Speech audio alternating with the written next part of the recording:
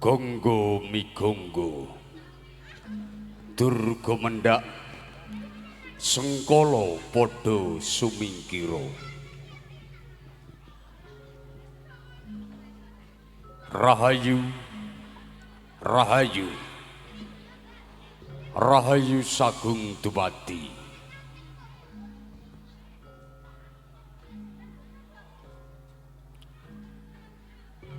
ambit pasang palimantabi ilo-ilo tinebihna saking tulah sari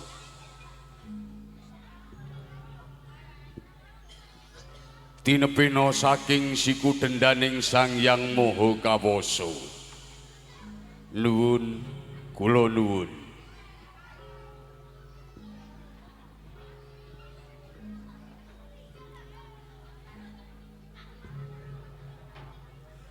sugeng dalu sugeng pepanggihan kalian pagelaran sandiwara kedoprak mustika budaya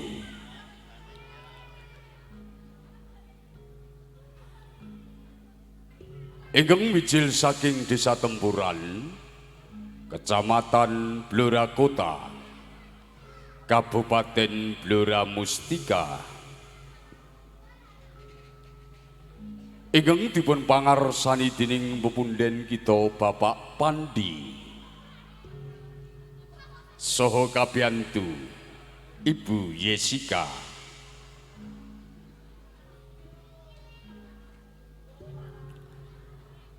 purwakaning pagelaran Harupitari Budaya Srimpi ingkang sampun dipun ayati seniman seniwati saking keluarga ageng sandiwara kedoprak mustika budaya binarung ungling gongso Kiai Gajah Seto saha pangrawit mustika laras ingkang dipun gulwenthah dening Ki Santo Widodo ugi pangliing Surawati Ibu Satun mugi-mugi saged damel renaning penggalih adika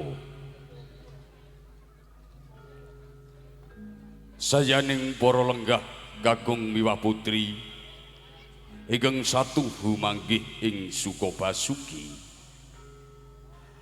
wonten ing dalu menika keluarga ageng sandiwara kedoprak mustika budaya badhe mendhik setunggaling cariyos sejarah tanah Jawi Dalu menika babar lampan geger kraton Singasari kanthi sesirah ronggo lawe siksa dawah perangan Prabu Kertanegara gugur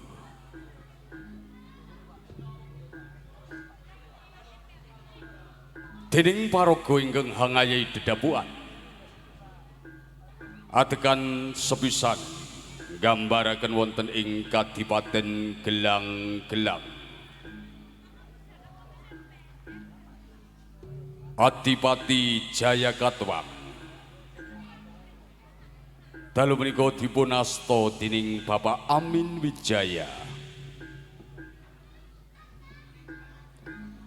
Dewi Trubali dipun sarirani dening Niken Ayu Dian Nitami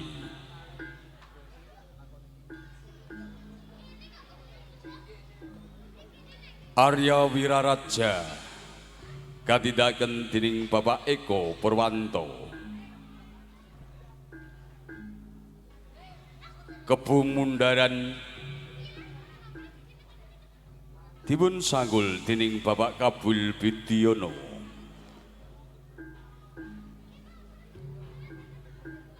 Segoro Winotan dipun sarirani dening Bapak Sukarsan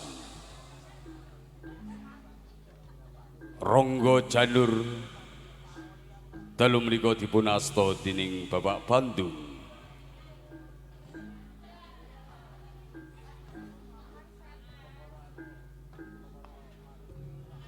Aldaraja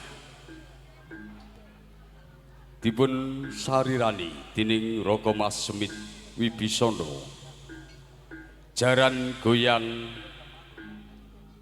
kasta dening Bapak Badi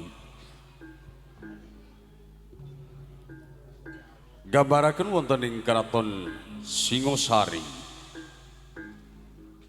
Prabu Kertanegara dalu menika dipun asta dening Bapak Suyoto garwa Prameswari katindaken dening Ibu Wati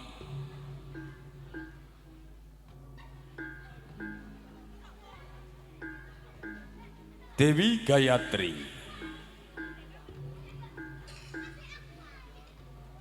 dipun sarirani dening Niken Ayu Jessica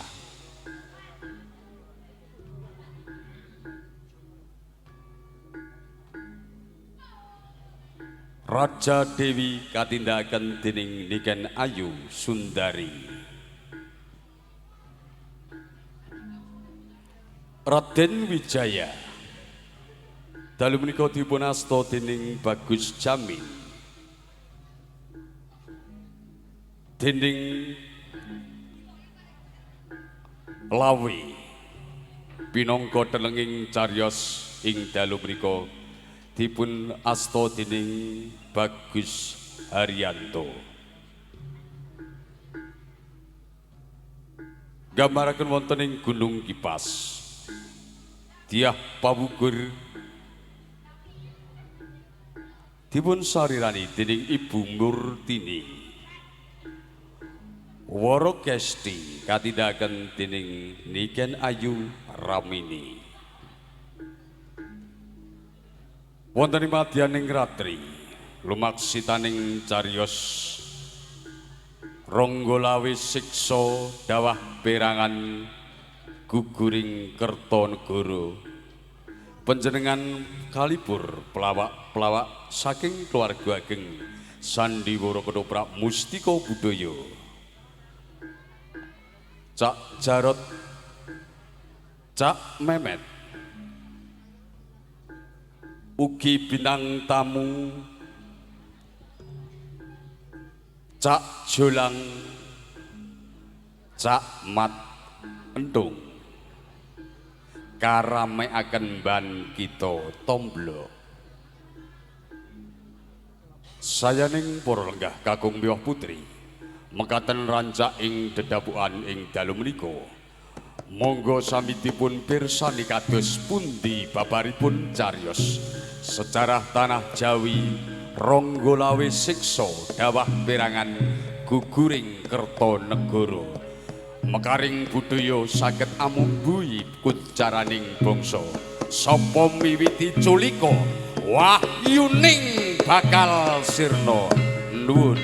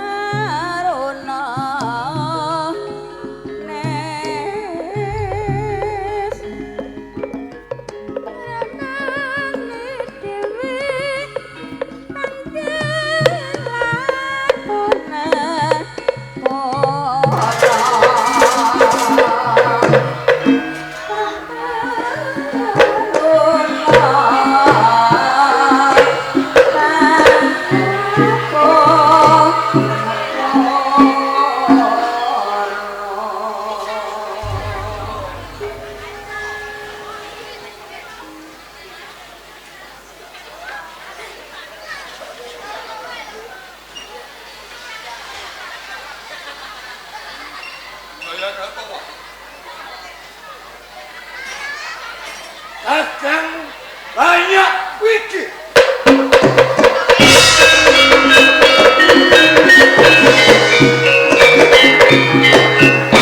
Unggaran Segoro Winutan. Ronggo Janur. Putraku jaran goyang. Dia jengkal waktu coban.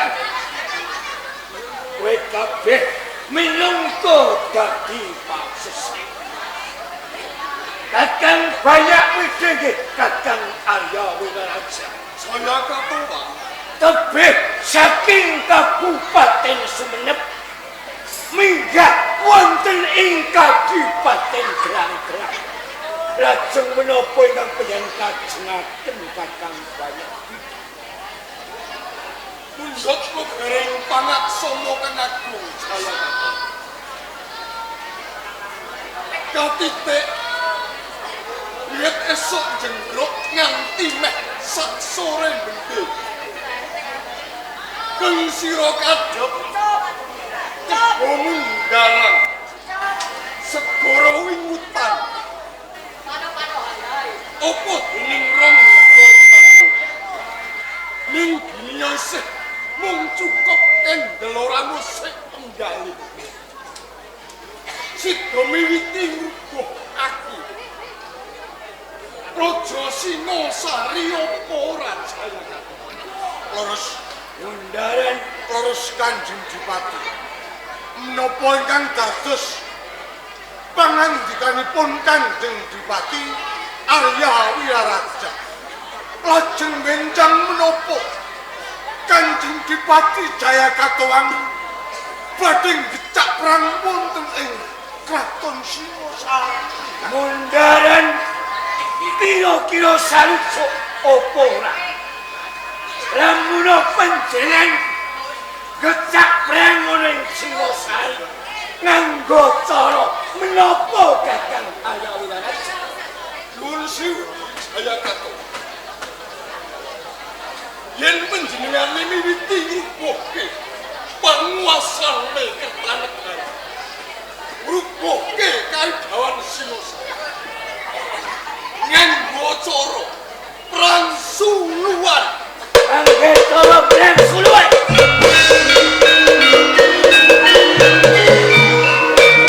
Bukan kira-kira sarujuk apa ora menapi genipun gecak perang wonten ing Singasari ngangge cara perang suluan. Iya menika malah langkung prayoga. Yen ngono kowe sarujuk kula sarujuk Segoro Winutan Kanjeng Dipati Jaya Katuwange kowe sarujuk ora kula nyarujuki sanget awit sedaya Raja Senopati sami nenggo jauh imbalan Kanjeng Pati Jaya Patiwata. Ronggo Janur Kasinggihan kula. kowe mbiyen senopati yang Singosari. Nggih. Saiki kowe dadi senopati. Ora gerang-gerang. Kowe sing ngerti keringkian lan kelingan Singosari. Kira-kira sarujuk apa ora?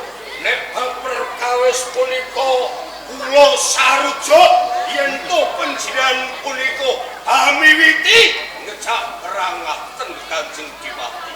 Jalaran kula sampun jelek, sampun bosen kula niku urip wonten ing alam padang. Nek mboten saking ngersa panjenengan mboten badhe kula katemoho dhateng mulyaning Putraku jaran goyang piye sapa bini mungkin bocah bagus Kang Jirowo kula sancuk sanget ajeng bencang kula amiwiti kecak perang suluan wonten Praja Singosari. pinter iya jeng hawane pun kakang Tuban sewa satu monggo dipun penggalih langkung menawi badhe ngecak perang menika menis mestinipun badhe kathah pangorbanan Kang Mas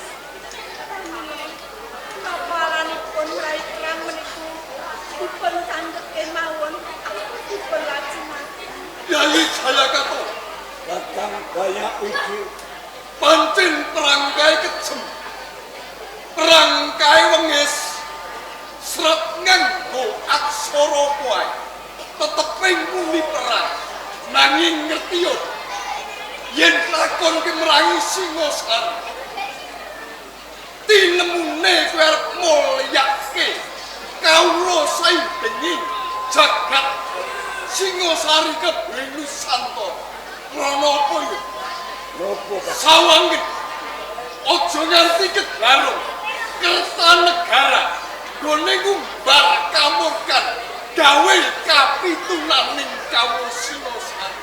nanging yen dak pandeng Singosari pendare macan sing wis ompong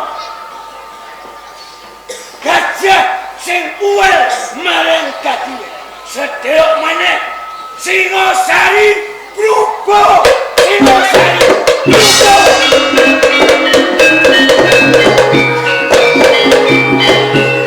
Singosari ora bakal brubuh.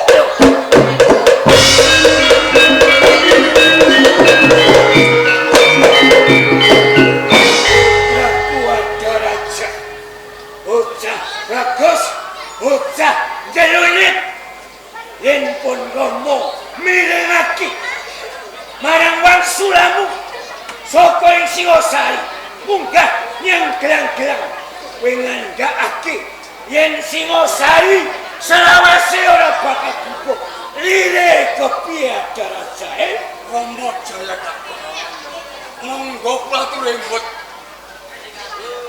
bilih panjenengan menika dipun pundhut besan kaliyan sinuwun kerta negara ing Singosari.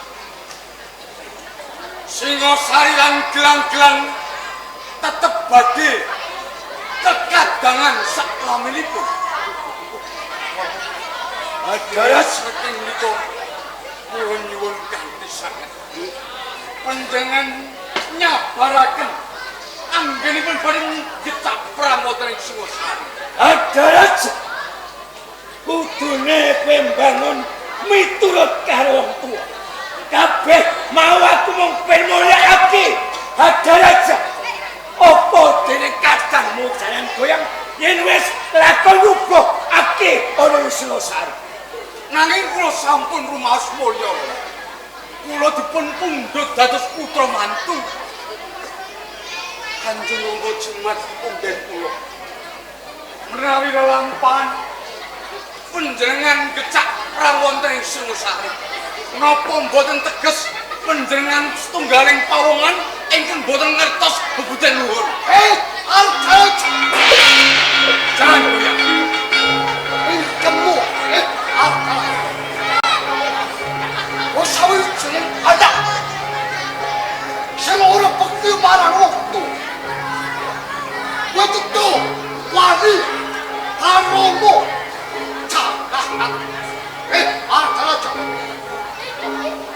ora sarucuk. Apa sing dadi kesaringan jero? Aku balungi wong Solo Singosari. Lan wong sopo sopo. Iki yo jaran goyang. Jaran goyang apa? Mama omripatmu kowe weruh yen aku nampa palimirmu sing gedhe ana ing Praja Singosari. Aku ora bakal nyianati bumi Singosari. Jaran goyang. Yen pancen pakar timu ning kuyung marang Praja. Besok lamun ana perang gedhe musuhmu aku. Aku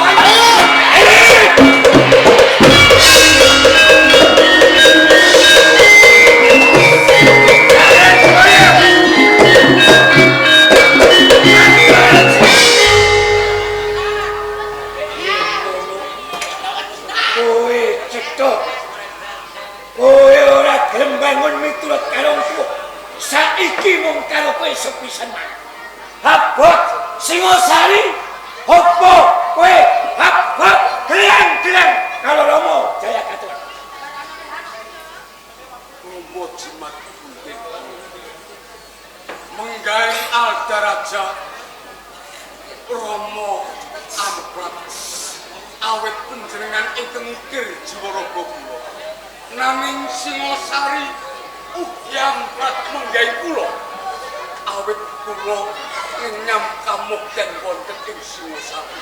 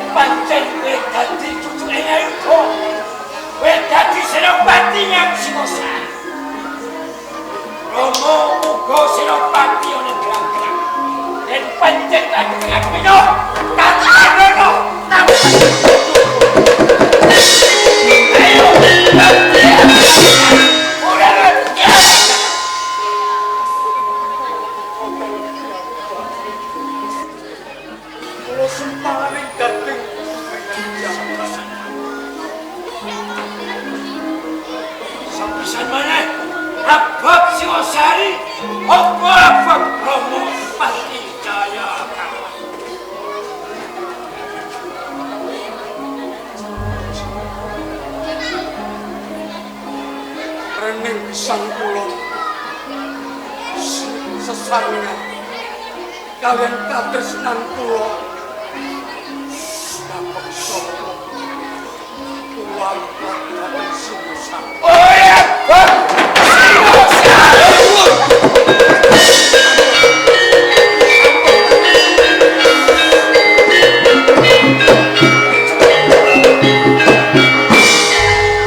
Abdul, raos sing manah kula katang banyak uji. Rasa digagas anakmu lanang Aldaraja Rono Aldaraja putra mantune Kertanegara Ratu Singosari. Saya katawa yen Mbacot arep ngrubuhke Singosari rasa semelang kowe tak cadang prajurit Sumenep Tartar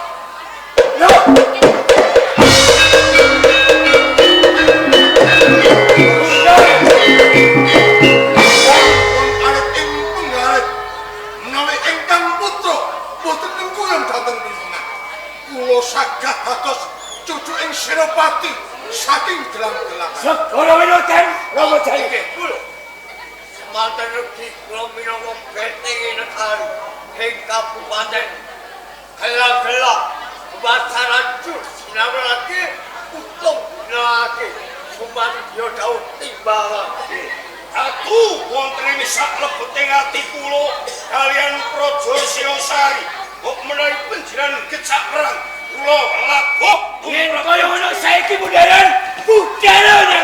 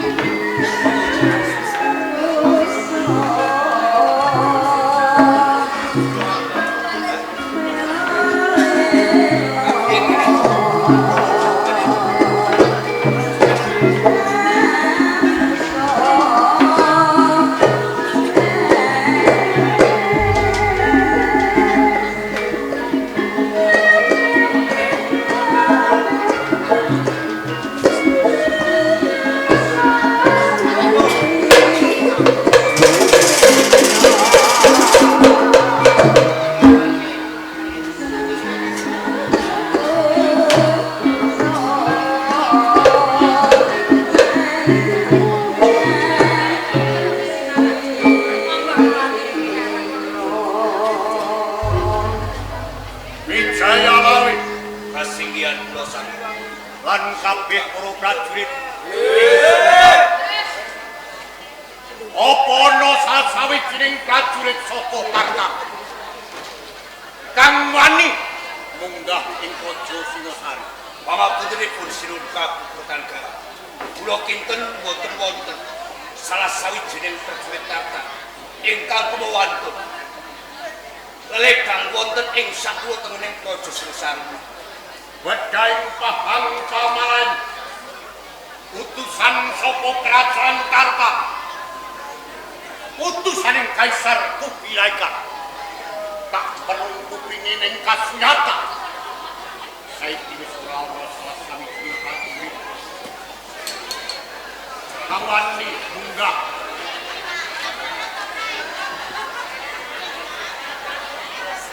sampun to Kanjeng Rama sampun anggenipun.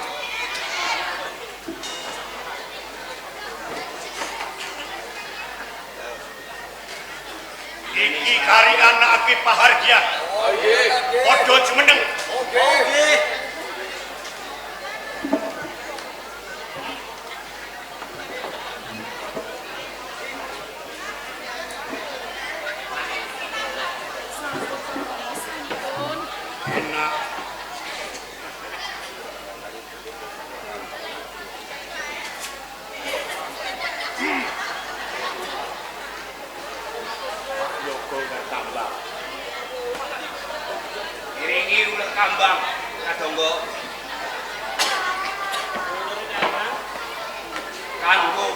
bagian seluruh Kertanegara sekabeh berjulit mula ayo dikepenakke tuanmu entuk bagian sing di seluruh Kertanegara padha jumeneng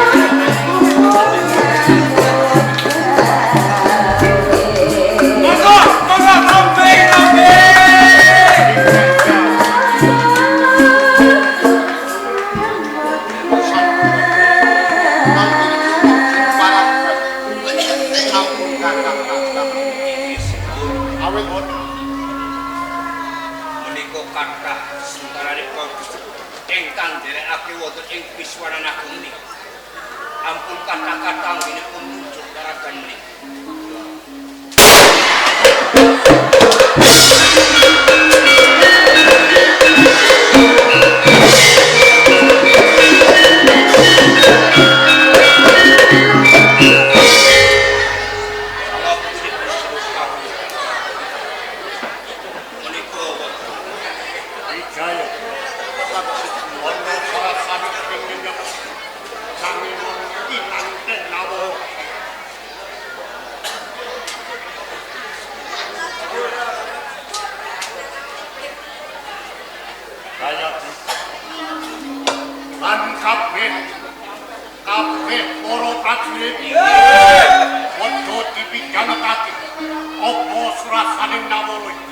Lan sapa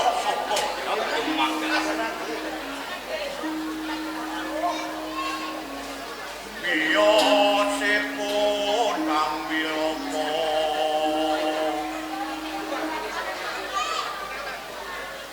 katur marang Kertonegoro Yaki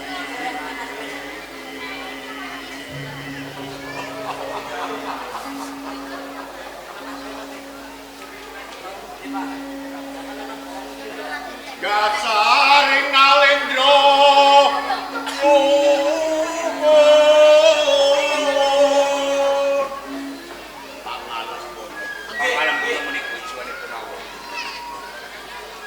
Ratu ambek para marta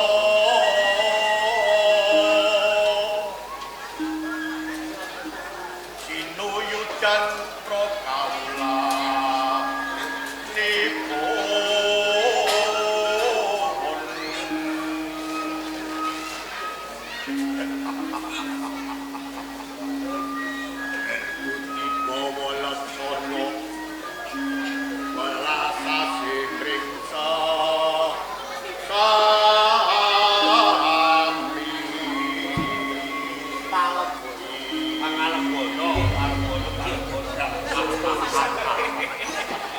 Lawit kebak ing Pangalemban sapa kang ora weruh yen to Kertonegoro sinuyudan marang kawula kula cados menika sinuka nanging isih ana bajuke tasih wonten bajukanipun manggalaken pun monggo pengajian tasih wonten bajukan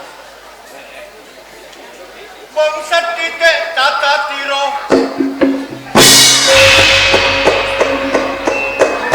ora petus kasto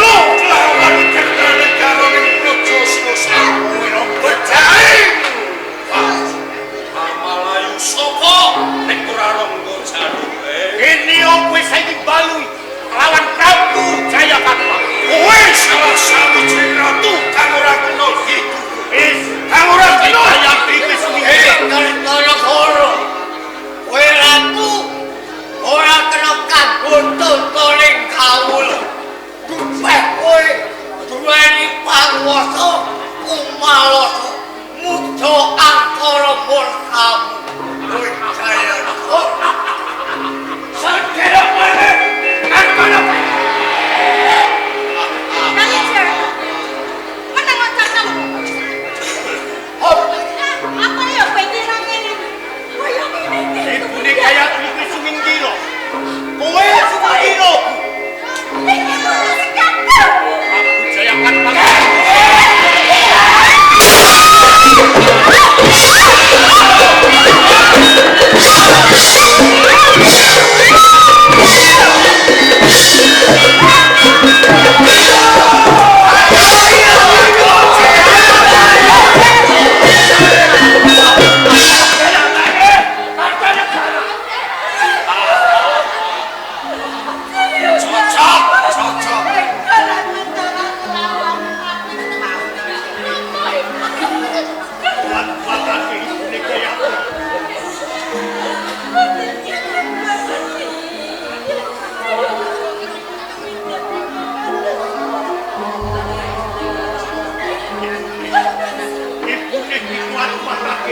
ayo kak kowe menyampan kusut kowe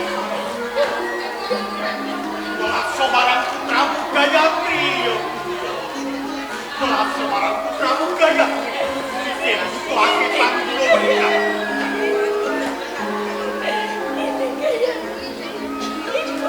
Ape rokok kakek cang Sampai mana? Kata kalah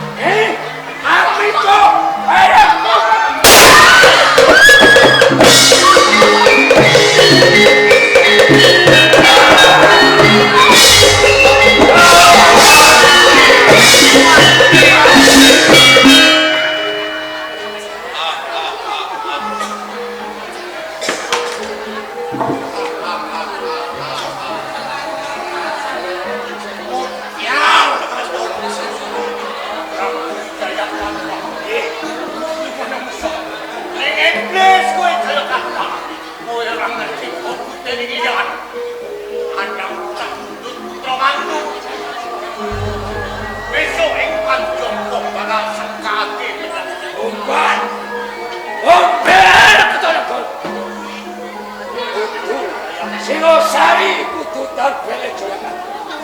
Kowe wae romo kaparan kerajaan ora.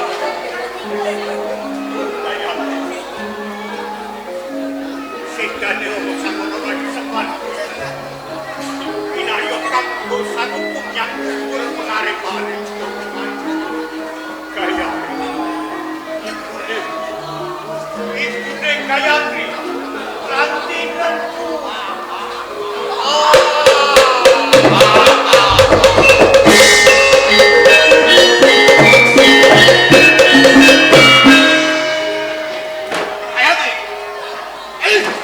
Gayatri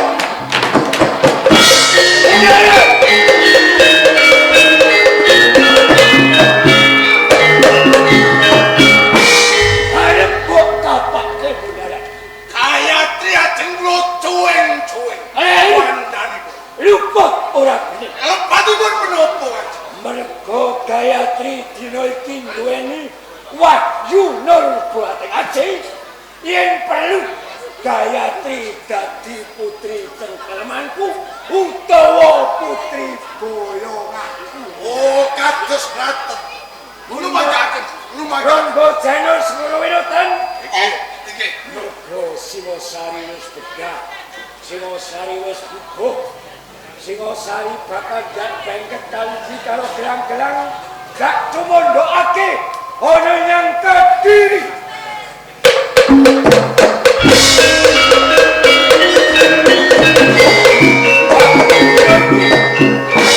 Tambah jimat Sang Prabu Jaya Katuak.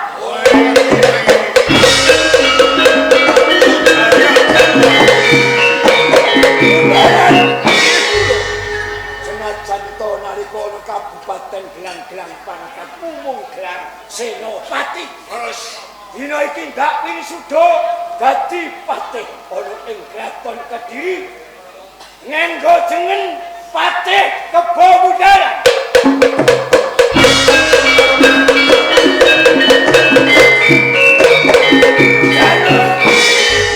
Aku ora bakal beda-bedakake kuwi. Kowe dina iki gak paringi bebungah. Manggono ana ing Gunung Kipas nganggo jeneng Senopati Ronggo Janur.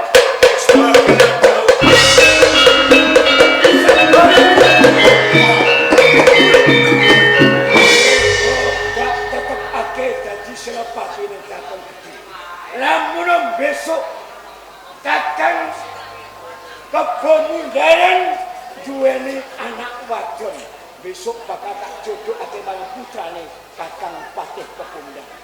iki kok jauh Mudaran, hoyong yang Kediri. oh ngaten nggih pangis